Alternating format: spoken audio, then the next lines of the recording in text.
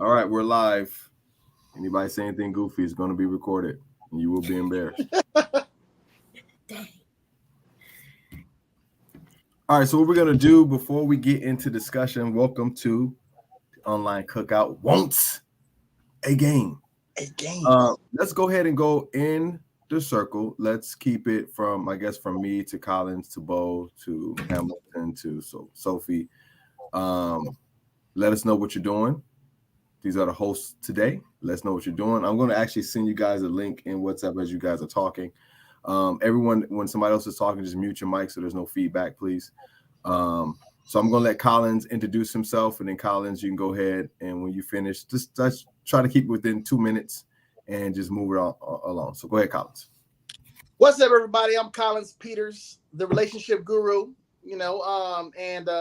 I am basically just here to share my opinions and share whatever wisdom that I got with the rest of y'all human beings, you lovely, awesome other me's out there. And we'll let you know later on where you can, support some of the things that we're up to. We're going to be doing a retreat, which is going to be awesome. I'm going to be with my boy Jamare and whoever else.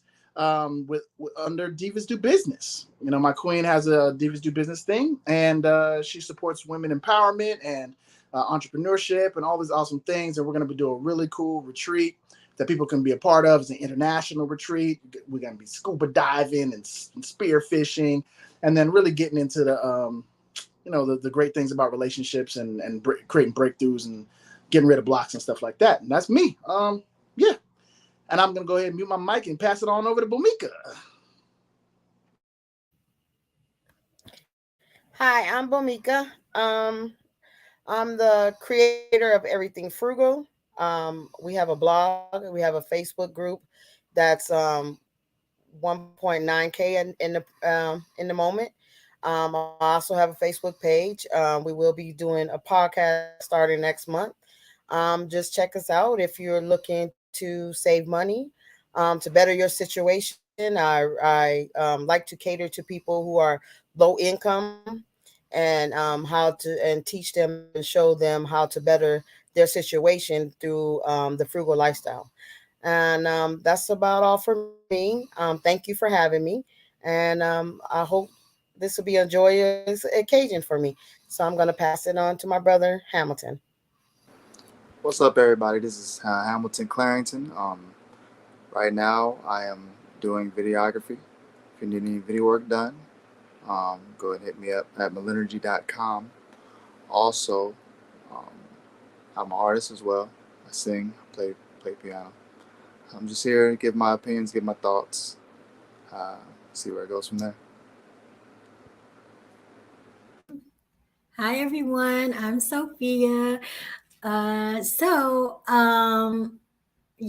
should remember me by now, but I am an educator, but this summer I am also a local artist. So I just finished a festival. And since you missed that, I want to invite you guys to another show that I'll be in, which is called My Shattered Soul. And it's August 27th at the Sunrise Civic Center. It's a W theater show written by Sonia Welch. And that's pretty much it. Yeah.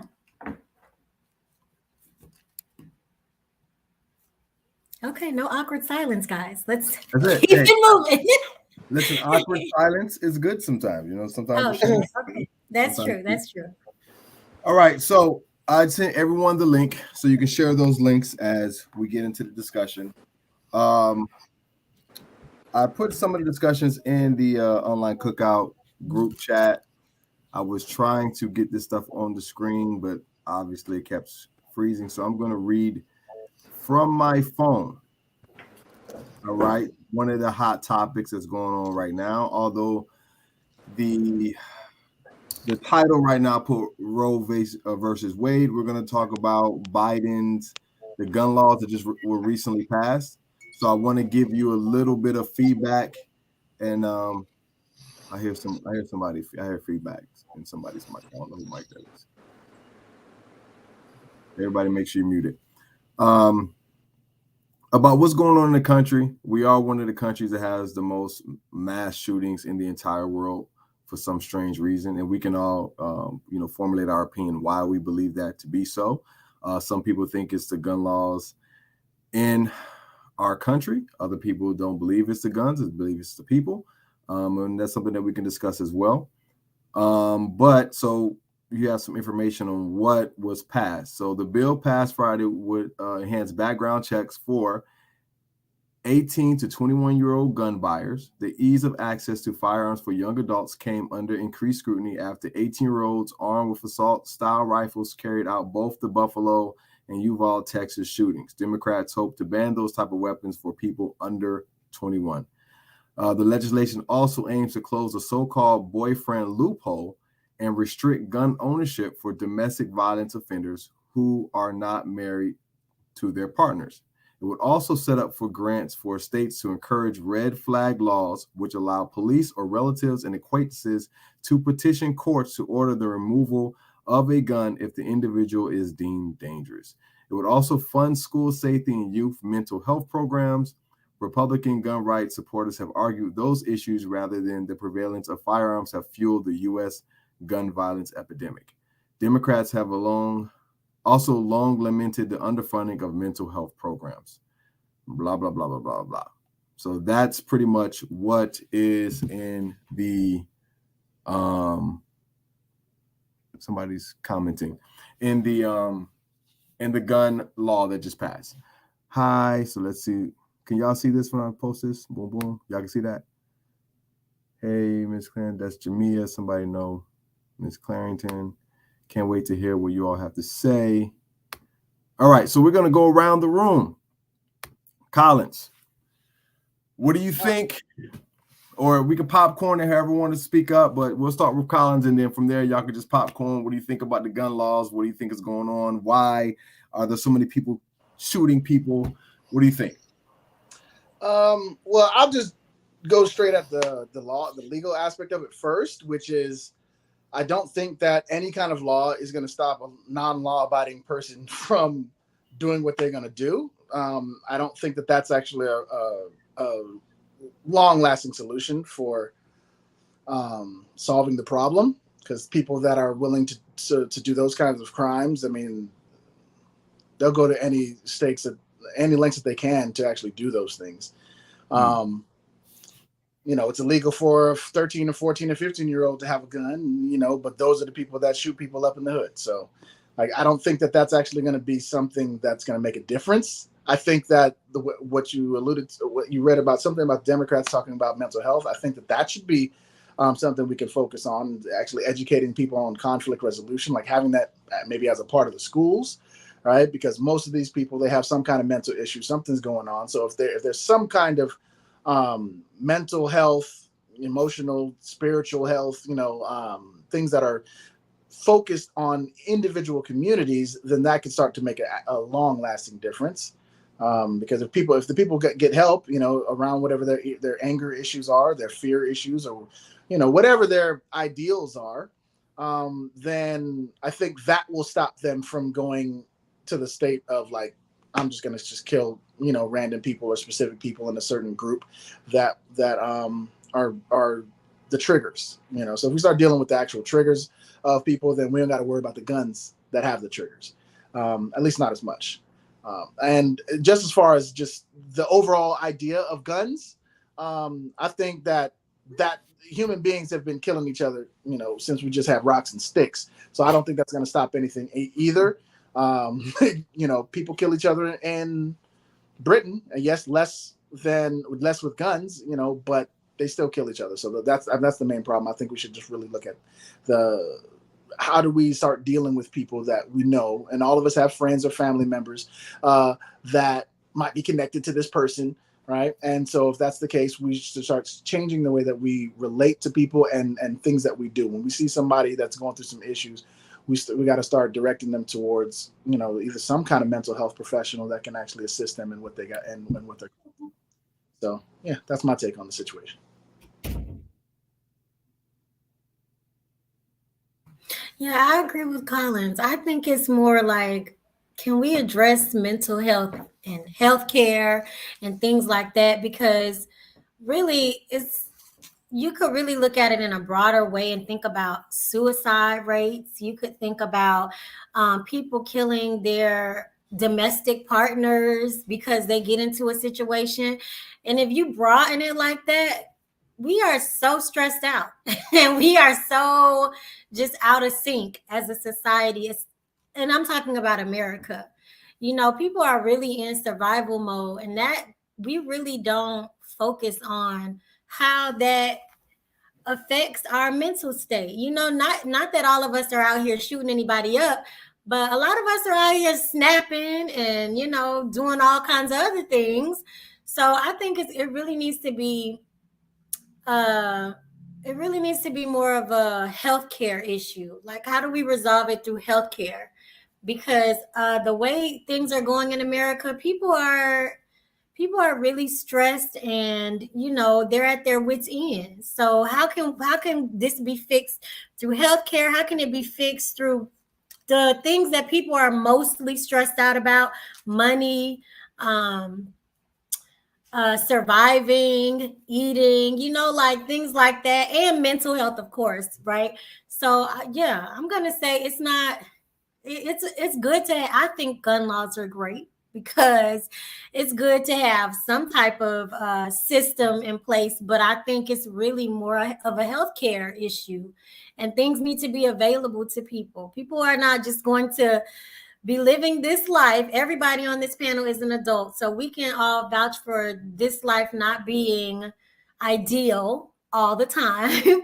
And so, yeah, people need to have options that maybe are government funded and provided, so that they don't feel like, well, my insurance isn't going to cover that, or I don't have insurance, or I don't have access, so I'm not even going to consider that as an option. I'm just going to keep on going with all this crazy stuff building up on the inside, and then they just react in a way that is not good for themselves or society. So maybe we need to get some programs in addition to gun laws. We need to get some programs started and like be real about what's going on right now. The economy sucks, you know, and yeah, a lot of stuff sucks. I know I keep saying money, but a lot of stuff sucks. So yeah, people are overworked. Yeah, it's definitely a healthcare situation to me.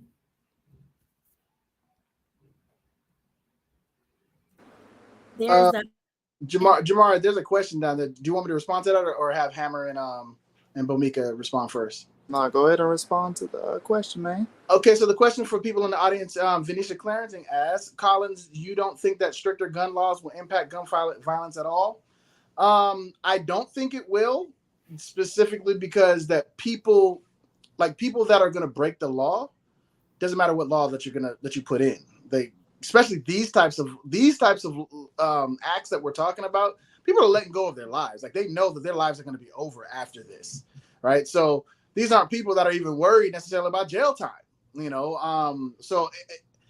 Like, everybody that I knew growing up that had guns, and this was both in Los Angeles and Miami, and I knew people that had guns, none of them got it legally, right? I think there was one older person that had guns that I knew was grown up, and he was a ex-police officer, and he had guns and he followed all the laws and stuff like that. And it was actually my cousin's cousin, so he's not like direct family, but my cousin's cousin, and his son shot himself in the head, you know, and he legally owned his gun, you know.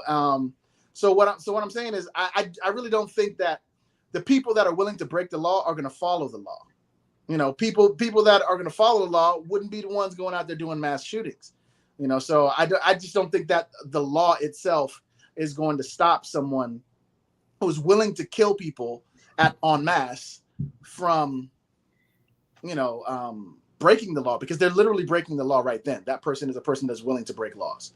So I think that they'll get access. I mean, it's not that difficult to get access to guns, or I mean, the internet allows you can find bombs on the internet. You can figure out how to make bombs and stuff like that. So it's if they don't have the guns, then they're going to find a bomb, you know. So it's not something that I think will make a lasting impact or a huge impact at all. And so I will add from one of the articles, Collins, to kind of for everyone to stay on that question. So the gunman in Uvalde legally bought AR rifles day before shooting. Law enforcement says he brought only one of the rifles with him into the elementary school, according to the article. So he literally bought 2 AR rifles legally after his 18th birthday, days before the assault. So, saying, had those laws been put into place, do you think he would have still went out and did something nefarious, either with the guns or without the guns? And did the gun just simply make it easier? Well, the laws simply made it easier for him to access those things than otherwise. Sorry, somebody. Yeah, I mean, it probably would have been harder for him to get access to it. You know what I mean? Like, yeah, he legally bought those. But I mean, like, I'm just keeping it real. I'm a black man, and I lived in a lot of hoods in America, and all of them illegally had their guns. You know what I'm saying? So they had their guns. Like, I had friends that had guns that did not legally get them, but they still had them, either for protection, you know, or for assault. Like, so that's just the reality. I mean, the reality is that a law is not necessarily going to stop somebody. It may make it a little bit more difficult. It may kind of dissuade them a little bit, but I just don't think that it's going to make a difference because, again, people that are willing to break the law will find a way to get a gun. I mean, guns are illegally sold all over America all the time, you know, so people will get a friend with a gun, you know, they'll steal their parents' gun. There are people that killed themselves or killed their parents or killed their fans or family from guns that were legally, you know, in their home, but they didn't necessarily go through the laws to get the guns, right? So yeah, maybe that kid got it at Walmart or something like that, but anybody else can get guns if they really want to get access to guns, you know, just like anything. I think human will is not going to be stopped in that way. We want to kind of change the will, make sure they don't have the will to get a whole bunch of questions. Hold on. No, that's good though. So go ahead. Go ahead. So, all right. So, how can the government address mental health issues for individuals who won't seek mental health help if resources are made available? Oh, that's a good question. That is a good question. Shoot, off the top of my head, I don't know, but I think just like most things, it's an awareness matter. So Colin said earlier, you know, maybe it's something that we have to start teaching in the schools, you know. So I kind of think like making resources available or access to resources includes education. Like, do I understand what a mental health imbalance looks like specifically for myself or for my sibling or my parent or my neighbor? Because really, this is something that a lot of people underestimate, that they assume that everybody knows. But really, if somebody has not been taught something or exposed to something, they just don't know. So I think like maybe through education, maybe in communities have all types of things that receive government funding, like libraries, rec centers. Maybe give them some type of marker of funding where they have to address mental illness in the community at some point, you know, like. So I think what we probably need to do, like as far as making sure that people who don't want it have access to it, is let them understand or be educated about it. Because I don't think anybody in their right mind will not want to be mentally stable, but it's a matter of like, do they know that they're not mentally stable, or are they aware that, you know, this is what stress is, this is what, you know, yeah, I don't know the word, but I think the education is probably the way to go about it, making sure that people are exposed and that they have awareness, you know. Those awareness platforms, they work, you know. Believe it or not, I was just talking about this to one of my girlfriends. Not that it works for everybody, but we were talking about, man, I can't see. She said, man, I can't see how people try certain drugs. I would never do that. And I said, well, we grew up in the DARE, the DARE generation. So we were kind of like constantly being told drugs is bad, drugs is bad. So for us, like, yeah, it makes sense. But to somebody who didn't have that, like earlier generations didn't really have that. And so, yeah, then it's more of them would probably be susceptible. Sophie, you do know, and that's a great thing that you bring up DARE. Okay. But DARE was a failed program. It didn't fail for me, but I know where you're going with this politically, but it didn't fail me. Overall, it was a failed program because it actually right. I know where you're going, but it didn't. What my point is that she and I came from the same area, and I think that was kind of like in the school system heavy back in those days. Yeah. So we were already kind of like programmed like drugs is bad. That doesn't mean I never tried a drug, but some drugs I'm never going to try because I'm just scared. So I don't know.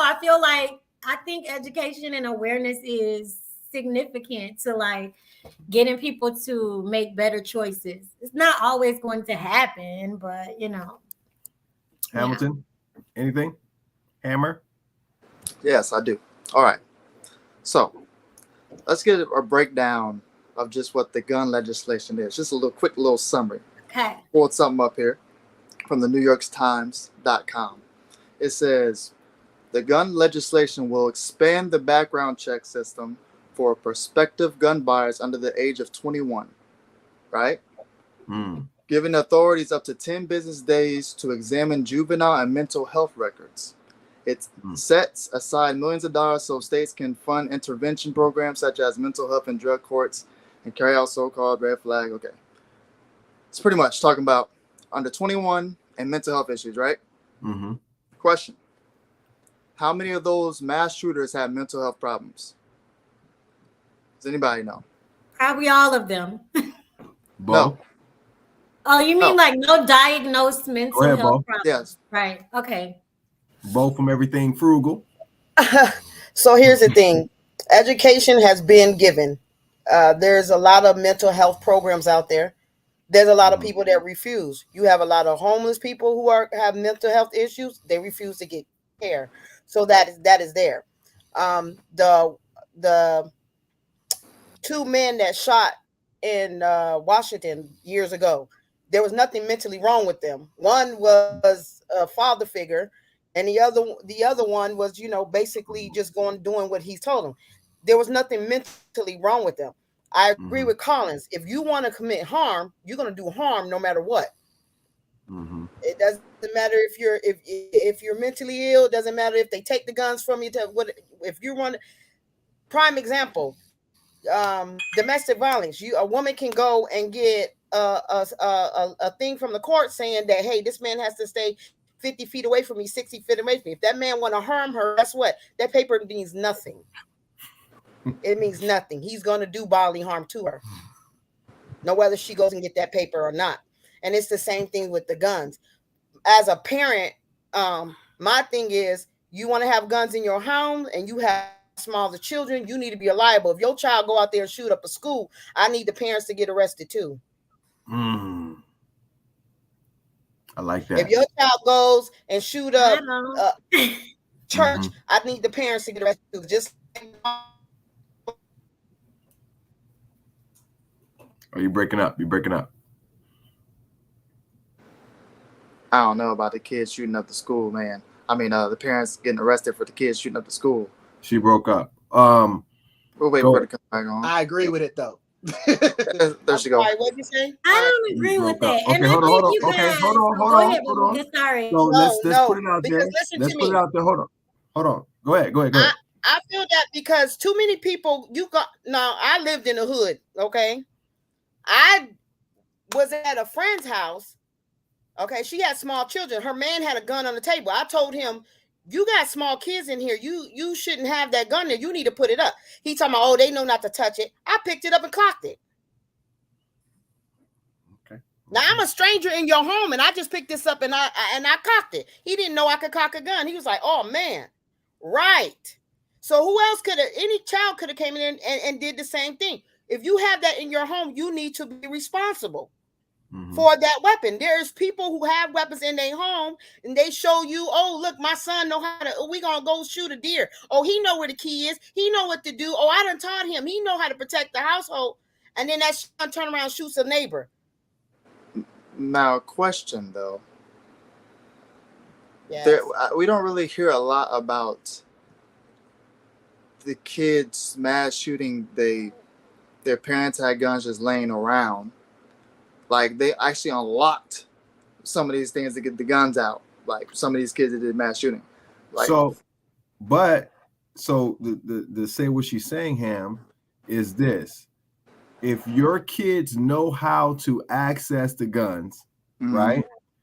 They got the lock code to unlock it because you trusted your kids, right? And then they go do harm onto it. It's just like owning a dog.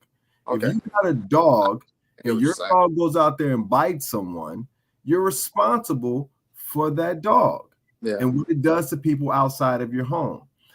So she's saying if your kids have access to the guns in your home, if you didn't do your due diligence and make sure that your guns are able to be locked, put away, or if you trusted your kids, okay, and there's nothing wrong with that. But if you trusted them and they did something with your guns, she's saying then you should be responsible. Now, how responsible should you be? That's up for you guys to debate. Well, I know one thing, and another thing is, okay, most of, like Colin said, these kids can go online and get guns, whatever. You mean to tell me you don't know what's coming to your house? Because I'm gonna tell you, us growing up, you couldn't get no package. My parents didn't know what was in it. So you mean a your lot of kid kids can know get how to access online? Amazon. Right, your kid can get online and order a gun, and you don't know this gun is in your house. How you not know? I'm sorry. Parents need to be liable. How do you not know what's going on in your household? Okay. And some parents got to be checked because there are parents that have been told your kids have schizophrenia. There are parents that have been told, your kids got a mental issue, and the parents say, "Oh, it's nothing. They'll grow out of it. Oh, it's just boys being boys, or it's this and it's that." So, I mean, the education is out there, and you told this and you refuse it, then you need to be liable. If your child got a mental issue and he goes and shoots something, you knew that child had a mental issue, that falls on you because you didn't do your due diligence. You were negligent without getting that medication. Like I was saying though, what mass shooters have mental health issues? The most of them you hear about don't have mental health issues, but that's one of the things in the gun legislation that they're changing. It's easier access to mental health, but none of the mass shooters. What if they do? What if they have them, but they just haven't been diagnosed? How do you know that? To go in somewhere and shoot up a school, but how do you? Hitler. Go ahead. You're gonna say Hitler was had a mental issue too? Yeah, though he murdered thousands of people. Yeah, he definitely had a mental illness.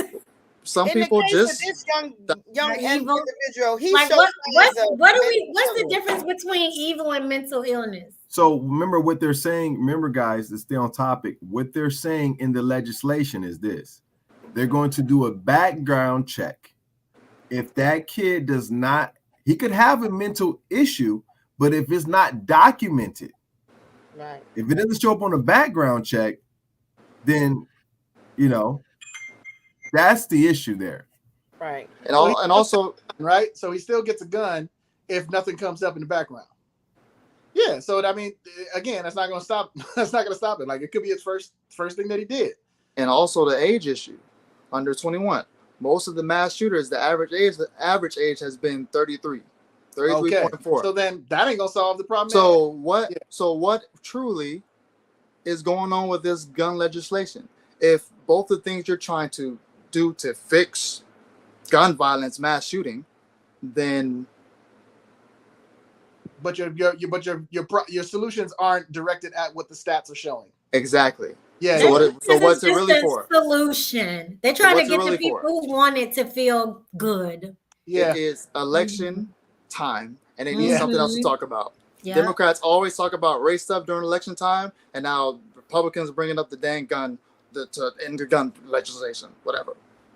It's the same crap, and we talk about the wrong things. Like, we're talking about gun legislation like it's important, but really, why? Why is it important? Based on the stuff that they're putting in the legislation. Yeah, and it could be 1,000 things on there that we're not even reading. A bill could be 50 pages long, and we hear about the stuff that's on page 1 through 3. Yeah. You know, I would just say, like, We if have people are a looking at one more solution, comment, Collins. One more comment we just had pop up. Dr. Pharma says nothing they have done will fix mass. Yeah, I shooting. agree. This is what I'm saying. Will fix what? Mass shootings? Yeah. Nothing they have done will fix mass shooting. Absolutely. I agree. I agree. I 100% wholeheartedly agree, Dr. Pharma. Wholeheartedly agree. And do y'all think it's only because they are trying to appease a certain demographic of people? Definitely. Absolutely. It's the usual Definitely. politics. Absolutely. You know. Yeah, for sure. Yeah, I would because say if pretty much what individuals you want, go ahead, Bamika. what I was gonna say is pretty much you don't want the people who want to have their Fifth Amendment, want to be able to carry their on, get scared to where they can't carry their guns. But there are certain guns that's on these streets that people, not just children, anybody has access to. They should not. You should not have an army grade weapon in your home. Talking about this is what I need to defend myself. You don't need that to defend yourself. Some of these things, there was one politician in some state, he was on camera showing all the different guns that he had in his house, and he was saying, oh, it's my house and I can do this. So, and he was showing all this, and then somebody asked him, like, what do you have? He's like, I go hunting. How you go hunting? Half of the stuff you have, you couldn't shoot a deer with. You couldn't shoot a deer and take it home and eat it. You be done blew it to pieces. So, that's a lie. There's there's things that you guys are copying and putting in your household that you shouldn't have. That is not for defense. That is for an arsenal. No, you trying to do harm to somebody. You ain't trying to warn nobody. You ain't trying to just get them out your house. You trying to do damage. Mm-hmm. And the government is not going to fix that, because as long as the good old boys need their guns, they're going to have them. Mm-hmm. I agree. Venetia Clarington says mental illness and mental health are two separate things. Someone could be mentally unhealthy but not mentally ill and legally purchase a gun. Yeah, so that's what Hammer was talking about. Like, yeah, that's not gonna stop somebody who's crazy but undocumented, or stressed out. I would say a solution for everybody, every individual, because I'm always about solutions. A solution for every single person is, when someone has issues, you talk to them, or you get somebody to get them assistance. Don't be quiet. Don't just be like, oh, well, he crazy. I know my uncle, he crazy, or I know my friend, they crazy, and they whatever. Or they're angry, just talk to them. And if you don't have the skills, then talk to their parents. If their parents don't care, then talk to someone, and talk to a doctor. You find a doctor. If that person don't want to go to a doctor, you talk to a doctor. You talk to a mental health person or someone, and then say, hey, what do you think we should do here? So that every individual is responsible for their neighbor. If each of us, we're going to look at the government as a solution, because we know the government doesn't necessarily have the ability to make those differences that we want as individuals. As an individual, I know that as a child, I knew kids that were about to beat somebody up, about to jump somebody. I said something, I did something, or I would even be the one that would defend the kid that was about to get beat up.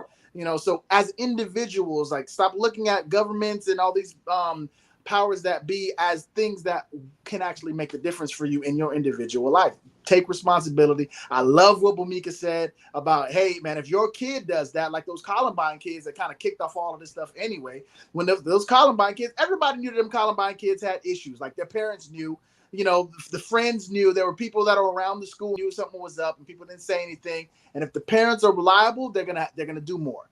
When people started getting their selves sued because their dog were biting, just like Jamare said, people started to take it more seriously. Like, oh, let me make sure my dog or whatever, because they don't necessarily care about others. You care about yourself. So we got to lean into that selfishness for solutions. That's what I recommend. Like, I do love it. Like, I love the idea. Your kid does something, yeah, you're on the hook, because a lot of these kids, the reason why they're doing this, young people, even to older, it's childhood trauma that they're dealing with. And the parents didn't do anything about it when they were doing it. And their kids could be the bullies. Their kids could be the bullies, and they don't say anything. And then that kid that's bullied goes out and does something, that's overcompensating for the fact that they feel afraid, or they feel angry, or they feel like their life or livelihood is in danger. So I think that's a practical solution that everybody can do. Like, just start looking at, where can I be responsible? Like, what can I, and how can I help? Dr. Pharma says, really? The police have them, so I need them too. So I guess I'll go around the room right now and get everybody's feeling on gun ownership in America. Like, how do you feel about owning a gun in your household? How do you feel about specific types of guns? I personally have no problem with guns. So let's go. I don't have any problem with guns. I think people could have whatever guns they have. Barring like a bazooka or something like that, as far as like an AR-15 or something like that. We in crazy times, man. So I don't have one, but if a zombie apocalypse breaks out, I would like to have, maybe. Somebody say that zombie apocalypse. It sounds crazy, but hey, we had bath salts in our generation. I don't know how crazy it's gonna get. We don't know if the next one will come out. So, hey, maybe you want to mow down a whole bunch of zombies coming at you or something like that. So I don't know. I wouldn't say that would be the cutoff point. I want a freaking maybe a bazooka or something. Yeah, that's what Dr. Pharma said. Yeah, that's hey. No. Now I think that we should be allowed to have guns. There is a reason why that is a part of the amendment. So, and I get it. And also, just being somebody who's a part of this, whose legacy in this country is not so, yeah, I don't want to go there, because Jamare is, he's waiting for me to go there. But my point is, okay, I feel like, yes, have your weapons, but I think that certain weapons should be outlawed, like for citizens to get. I just feel like some things should be off the table for citizens. But I feel like, yeah, you need to protect yourself, especially if we live in a country where people can illegally get guns. Like, you need to have your stuff. You need to have your stuff. Dr. Pharma said, go there. No, Dr. Pharma. I grew up an Army brat, so yeah, I definitely believe in protecting yourself, especially women. I think they should learn how to protect themselves, learn the safety of how, I think everything has a place, but it needs to be done the right way. I do not agree with assault weapons in your house unless you live where there's lions, tigers, and bears constantly coming to your front porch or something like that. Well, then that's different. But you don't need an arsenal in your house. But I do believe everybody has a right to protect themselves, and as a parent, you have a right to protect your children and your household. And like Malcolm X said, by any means necessary. I'm for gun ownership as well. I don't have a gun, but gotta protect yourself out in these streets, bro. Protect yourself out in these streets. Yeah, protect yourself, man. I wanted to say one more thing before we possibly get off the gun thing. When Pharma was saying like go there, it's just.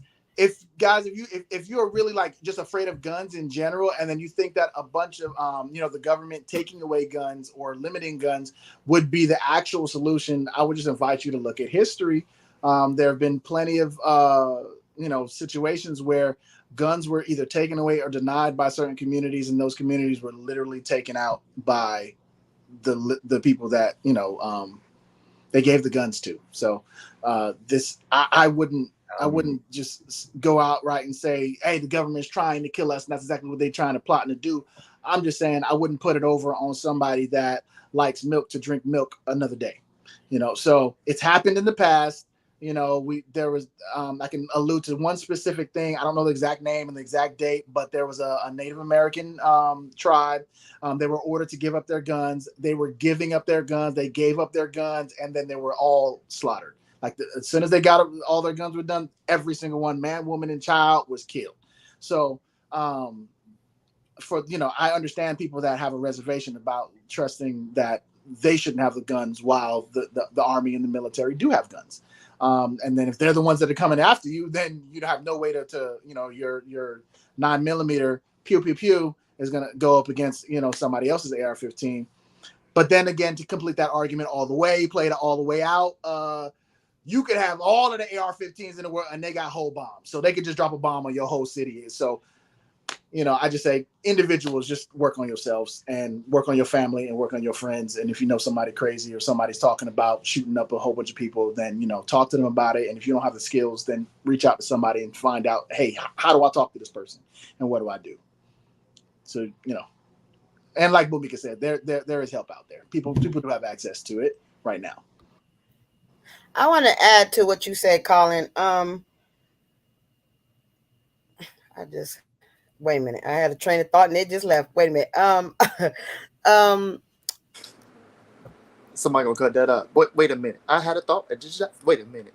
I wanted to add to what he was saying about if you know someone that's threatening to shoot up a school or something like that, and you do nothing about it, I think something should be done about that too. Y'all need, kids in these schools, you're like, oh, he said he was going to shoot, but I ain't believe him. But you should have told somebody, whether you thought it, was going to happen or not. You should have told somebody. And I think, kids get in these cliques. They want to be liked, all the little social issues that they have, But I think everybody involved needs to be held accountable. If my kid come home and say, oh, Johnny said he was going to shoot Miss Jane because she wouldn't let him go outside, I'm calling the school. Yo, this 12 years old talking about shooting up a teacher. Y'all need to do something about this, or call his home or something. Things should be, done in place. A lot of the school shootings. Dr. Farmer's a problem. No. Okay, let me tell you about Dr. Farmer is the reason why we're having this conversation. In my household, if it comes to your freedom, you better tell, because mama not bailing you out. Period. Yeah. Do y'all think it's a lack of community when you really think of mass shootings, that they're disconnected from an actual community? Because obviously, if you have fairly good relations with people in the community, do you think you'll be less inclined to shoot everybody? You know what I'm saying? I would say it depends on your community, because your community might be the one that's actually telling you to do it. So I would say, as a species, I would make it larger as like our community, our individual communities that are beefing with each other. I mean, we're tribal creatures. I mean, that's kind of what we are. So if they grow up in a community where they're like, hey, all the Mexicans are taking away our rights and our gun and our food and our money and our jobs and all that, and that's what you grow up, that your community can be a toxic community, and so an innocent child can get corrupted because of their community, and they're connected to their community. Their community just happens to be, very violent, and so I would say, as a global community, I think we got to stop looking at, just individuals that don't look like us or don't live on our same block, as something that's really different from us. If we look at ourselves in our core, like as human beings, then we can see that, oh, maybe this person is not so different, and then might not want to just kill them just because they're different. You know, I'm not against, and I'll go on record saying I'm not against killing someone, you know, in general. You know, if someone's trying to murder you, then kill them. You know, if somebody's got a gun to your child's head, then kill them. You know, I'm not saying that murder in all scenarios is a bad thing. I would just say that these crimes that we're talking about, you know, the mass shootings, they're not to a person that I'd had beef with, or a person I had an issue with. It's like, I'm just going to kill people that look like this thing that I have a problem with, you know, and that is, that's where we kind of go out of proportion with our retaliation. That's my take on it. And they don't necessarily have to have a problem with them, because the young boy that sued up the church, they invited him in. He was sitting next to the pastor the whole time. They was nice to him, and he was a lovely boy. And he sat there the whole time knowing he was finna shoot these people up. He sat there the whole time knowing he was going, and they were kind to him. They took. You're breaking up.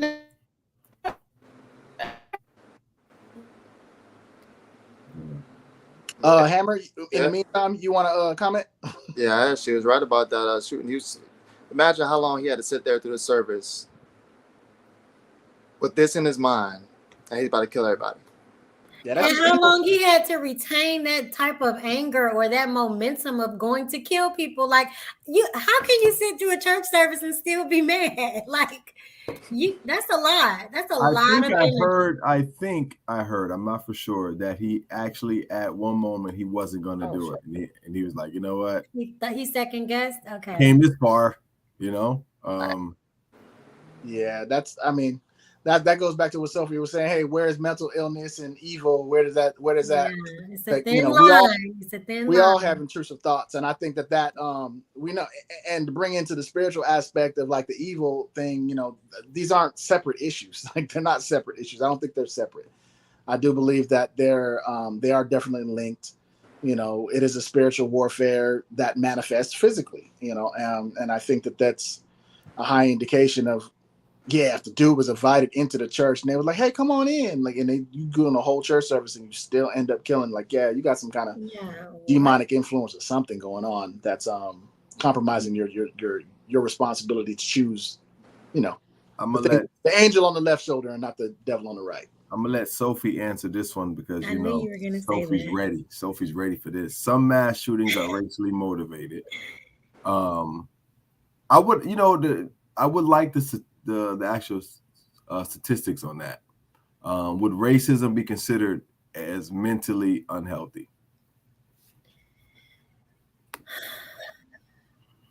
Oh, I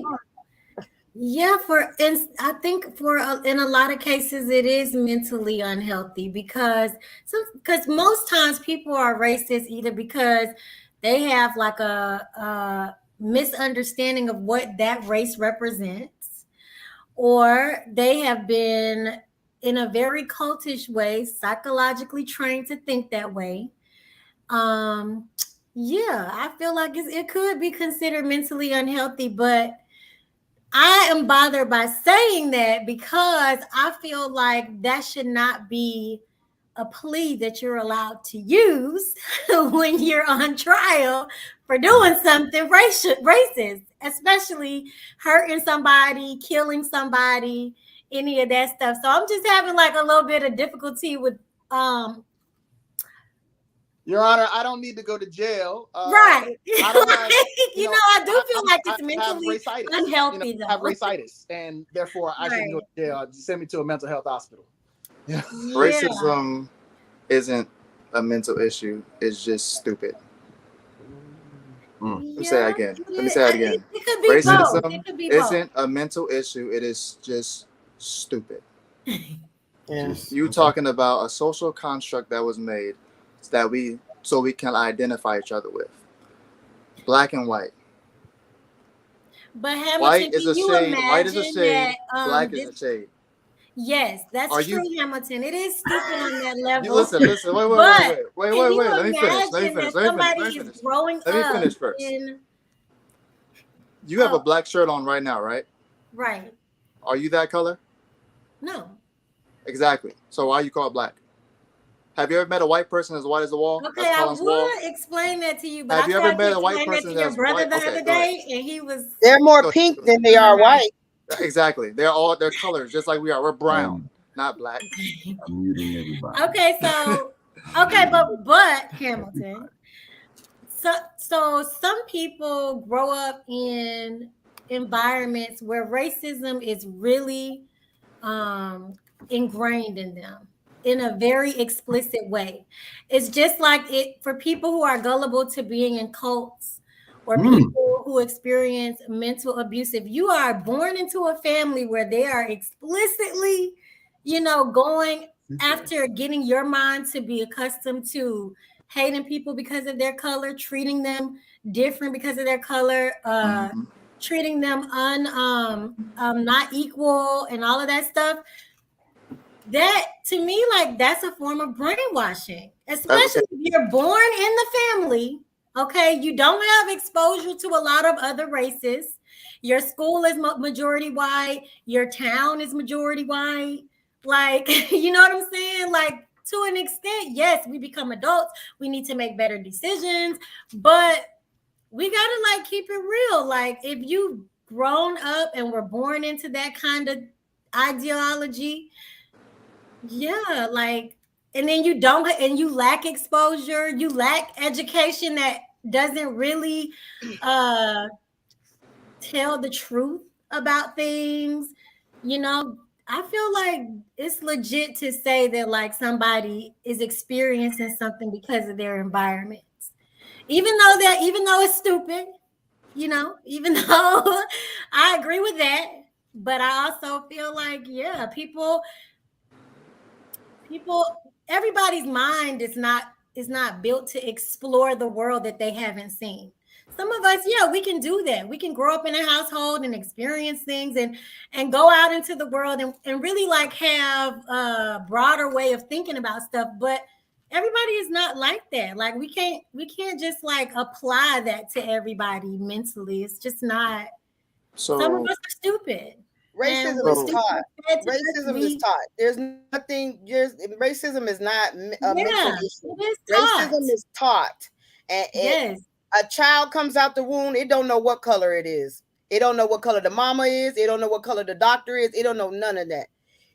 You choose. Now, if you born in that household and that household is racist, but once you become an adult, and this is just my personal opinion, once you become an adult, you are legally bind to your thought process and your situation. I can't say because my parents was racist and all this, and I grew up in a home racist, but then I've been around other races and I got along with them and I seen different from what my parents is, that I still have to be a racist because they taught me that. No, you don't. Right, that's true. But prime example, there's a true story. They made into a movie about a white supremacist who went into prison. Okay. Went into prison. His whole family was white supremacists and everything else. He went into prison. He went into prison and found out that the white supremacists in the prison got along with the black people in the prison because of money, because it's all about money. But he was trained that no, you don't deal with them at all. So because the white supremacists in the prison was different from the ones on the street, he disassociated himself from the ones in the prison because he was like, they weren't true white supremacists. Well, they turned on him. And who helped him? The brothers. The brothers ended up helping him. And guess what? His thought process changed. Now, he grew up in a home where you didn't do nothing with black people. You weren't around there. But then when his environment changed. But what if his environment never changed? How does your environment never change? You got to go to work. I think some people live in certain parts of America and they don't have to be confronted with diversity. I just think that. Yes, that's definitely true. You have people that work in certain areas of the world. They never deal with black people. Their family owns the company that they work in after school. So it's just like, you know. So, you got something to say, Hammer? I want to go back to what Sophie was saying. You said, so what I got, just from what you were saying, was a lack of education and brainwashing is mentally ill. Is that what you're standing on? Are you talking about like according to racism? According to the question about racism, you're saying a lack of education and brainwashing is mental illness. Well, mostly I'm talking about people whose families are like for real racist. I don't think that people can, like I'm what I do agree with that Bomecka said is that nobody is born racist. So somebody gave them that doctrine. It's just like if you're raised Christian, it's really hard for somebody who's raised in a diehard Christian household to one day, not that it hasn't been done, but to wake up one day and say, I'm going to be something else. I'm going to be atheist, or I'm going to be. It's really hard when you're indoctrinated every day. Really I know Christians that but is that mental illness? Right. Not that nobody has ever done it, but it's just not something that's happening every day. Is it mental illness though? Are we going to classify that as? Yeah, I think it's mentally unhealthy. That was the question: is it mentally unhealthy? And I do think it is mentally unhealthy. Okay, so but I don't want it to be mental. That's illness a differentiation. Legally, so we're not going to call it mental illness. It could be mentally unhealthy. Let me get to that. There's a flip side of that because there's some people who were born that their family ain't racist, but they had a bad experience with a race and they became racist. I would say that's prejudice. You can become prejudiced. You can be. Racism is a system put into place. If I had a problem with an Asian and because I got jumped by a bunch of Asians, right? And I say I don't like Asians because I got jumped by a bunch of Asians, I could be prejudiced towards Asians. Yes, but somebody else can just say. But what I'm saying is, the Asians might see you as a racist. I want to get to some of these comments real quick. Trashy TV Junkie had one that's been here for a while. As a minority, you be in more danger from a black person than racism. There's a lot of I would. But here's the thing, though. Does racism create the danger that you have from a black person in your community? Say that again. I would say no. What? Hold on. So does racism? Remember, racism or being racism is a system put into place, right? So after the Civil War, they didn't do what they were supposed to do. They actually created, and then the Jim Crow laws, all this stuff come into place, right? So you impoverish or you create a system to keep a certain demographic of people below a certain you keep them below the poverty line. Does that actually create the danger that's in the communities that are populated with a certain demographic of people? I would say no, unilaterally, simply because there are entire communities around the world, right, where they're all white, they're all black, they're all Native American, they're all South American, they're all this, they're all that. There's no other race, there's no other thing, and they fight each other and kill each other all the time. So I would say that, it's just a symptom of people having this disconnect with each other and this idea of that person over there isn't another me, and so I can have beef with that person over there. Is it disproportionate though? That's what we're talking about. Is it disproportionate of the level of killing or causing harm in your community? And then I will ask this question. I will pose this question to follow up with that. What other community creates music that promotes killing your own culture? I mean, go ahead. I'm just asking a question. Yeah. I would say, look, I don't think when it comes to like the problem, if you identify the problem, then you can have an accurate solution. So if you take out all of these other factors, whether it's racism, whether it's financial status and things like that, get rid of all of these things, and there's still a problem that persists of human beings killing each other, then yes, then we can't say that racism is or poverty is the reason or the excuse, and we got to deal with that as the source of fixing the problem of killing each other. Because again, like I said, you got entire communities before money even was a thing, before coin was a thing. People were killing each other over resources. You know what I mean? Over just I don't want to plant. I want to go over to you and take your stuff that you planted and you tilled, and I want to take it. So that idea of solving the problem, we got to go within. We got to go within to our own spirits and our own like spiritual warfare. It's what inside of ourselves that says, hey, do I do this thing that's positive or do I do this thing that's negative? When we get down to that and start dealing with just that, how do we start making different decisions? Well, what's our decision-making process?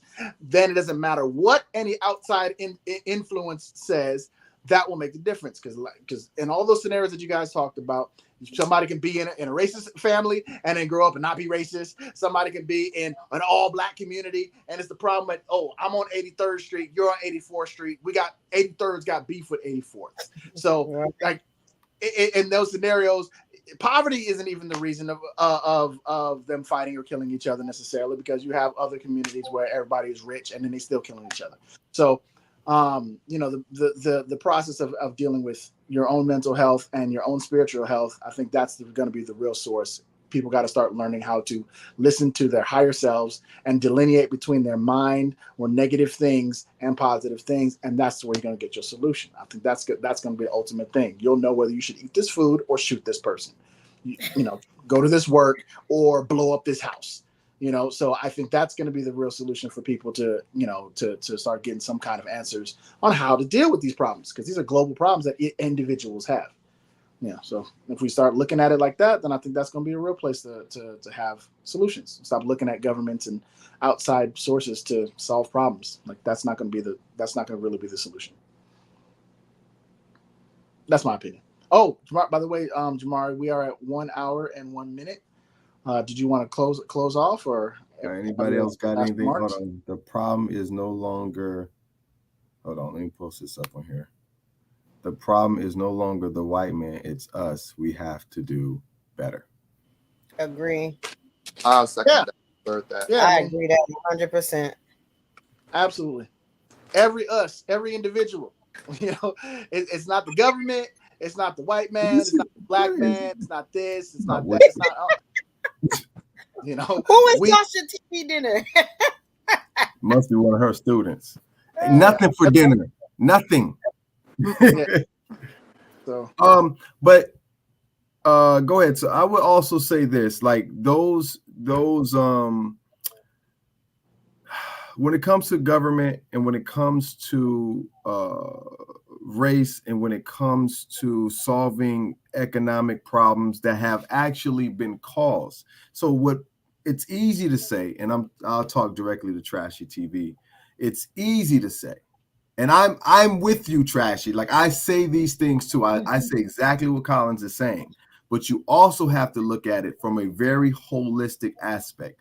Not everyone was raised like me and my siblings. Not everyone was raised like Collins. Not everyone was raised like Sophie, right?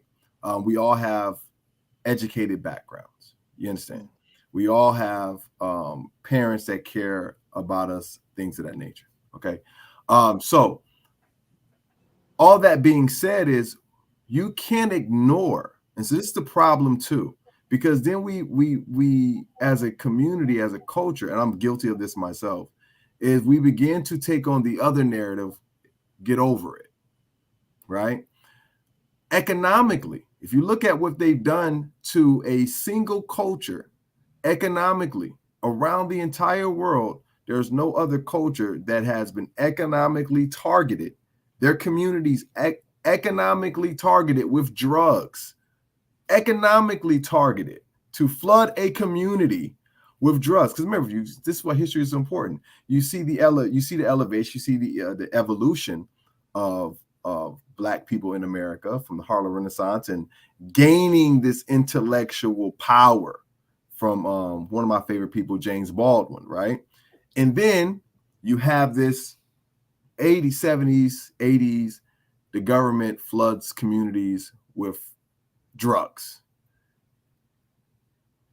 How do you economically escape that when a system is constantly putting economic hurdles in your way. Yes, Collins is absolutely right across the board. You still have to come here first, but you're also dealing with kids who have no parents to help them make these type of decisions that we are making. And I am saying I was able to make these decisions based off having parents that had these conversations with me, and they weren't always working all the time, never having any conversations at all. I have students that can't do homework because they don't have a place to stay.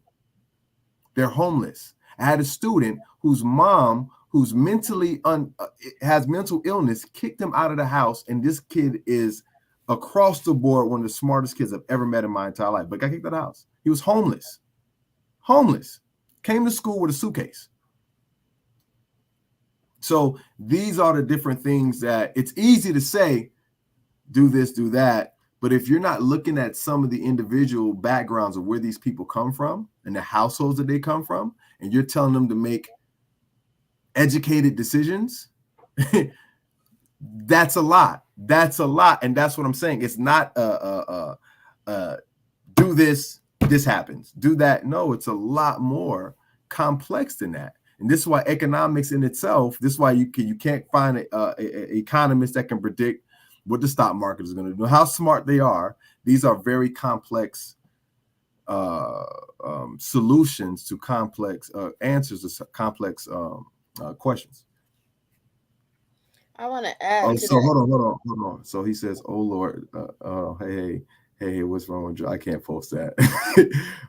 So human experience differs. I don't know if he's being sarcastic. Word. Yeah.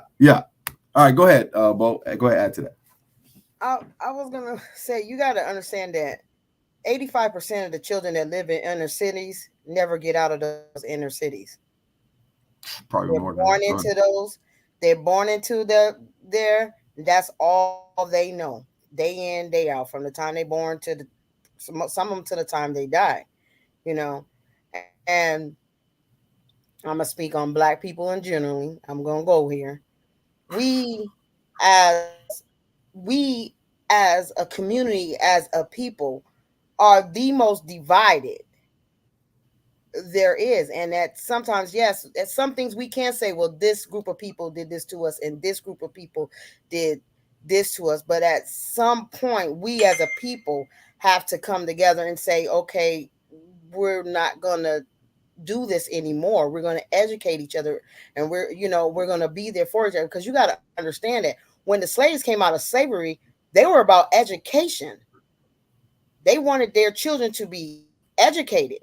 They didn't want them to be farmers and this and that. So they want them to be doctors and lawyers, and they were big on education. They were big on land. They were big on a lot of things that, now you don't see too many people in the Black community, fighting for that, and I think that at some point we have to look at ourselves as a community. You talk about the drugs brought into the Black community. The Italians, when they first start talking about bringing in the drug trade, you know what they said? Not in our community. We'll sell it to everybody else, but we don't want it sold here. The Black community said, oh, this is a fast way for us to make money, and we took it. So at some point, even though somebody else brought it to us, we didn't fight to keep it out. So at some point, you can say, oh, they brought it here, but okay, well, y'all just let it in. Like I said, it's even more complex than that. It's extremely more complex. It's very complex, but I get every, like I said, I'm on both sides. I could completely argue your point. I completely see that point. But I also know the history of it too. And I see the history is still being played out in certain kids that parents never got out of that. That's true. You understand? So I see it from both sides. So you're definitely not, it's all right. Of course we are divided.